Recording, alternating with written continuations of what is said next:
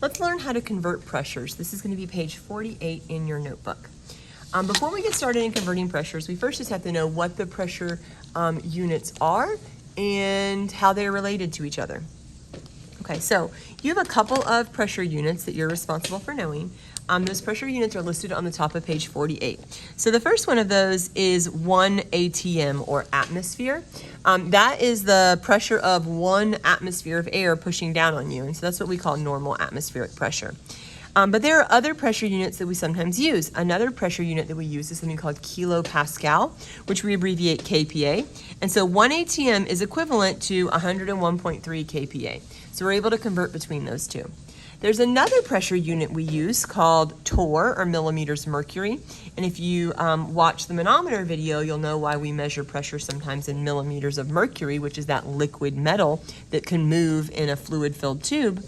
Torr and mmHg are interchangeable units, but there are 760 torr, or mmHg, in 1 atm. And so we have to use one of our principles that we know from math. If A is equal to B and B is equal to C, then A and C are also equal to each other. And so we can also say that 760 torr, or mmHg, is equivalent to 101.3 kPa. You'll always be given these pressure conversions, you just have to know how to use them. And so I'm going to practice that with you now through a couple of practice problems. All right, so in this practice sheet, for each row, I've given you a value. So in this case, I've given you 810 mmHg. And what I want you to do is convert that value into ATMs. I want you to convert that value into kPa, and I want you to convert that value into torr, rounding for the correct number of significant digits.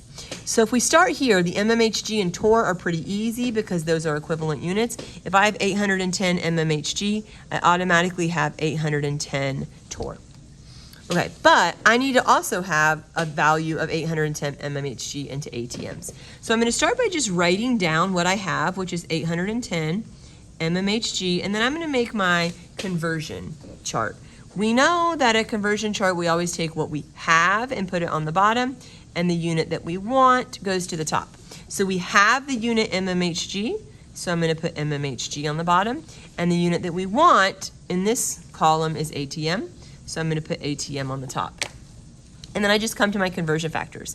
The number next to ATM is 1, and the number next to mmHg, or torr, is 760. And so now I'm just going to multiply and divide.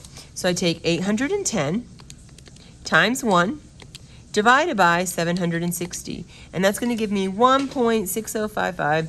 I have 2 digits in my original problem, so I can keep 2, and so the answer that I get is 1.1. Now we're going to do the same thing for kPa.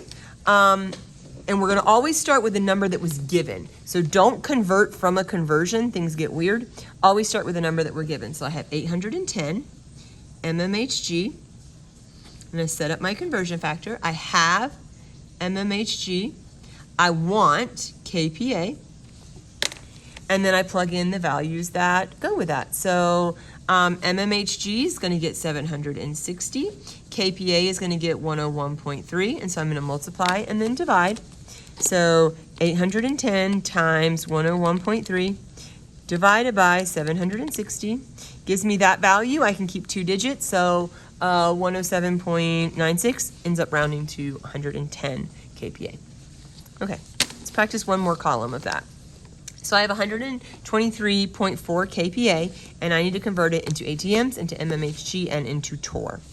So let's start converting it to ATMs first. I take the value that I'm given, 123.4 kPa, make my conversion chart. I have kPa.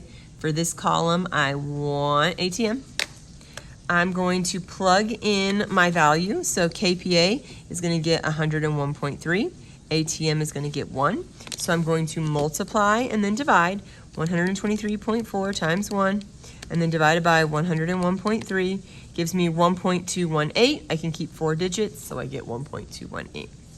Okay, one more conversion.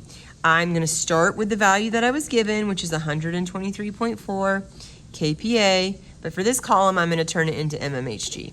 So I have kPa, I want mmHg. My number for kPa is 101.3. My number for mmHg is 760.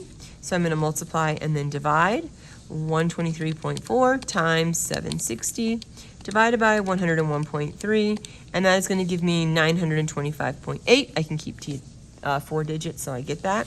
As soon as I know that answer is 925.8, I automatically know that this is 925.8 because torr and mmHg are equivalent units. And so that's how we work pressure conversions. And so you can see the answers for those remaining problems. We always start out with what's given, and we're going to put it into a have and want conversion table, multiply and divide, and then round to the appropriate number of significant digits. All right, I hope that helped you with our pressure conversions.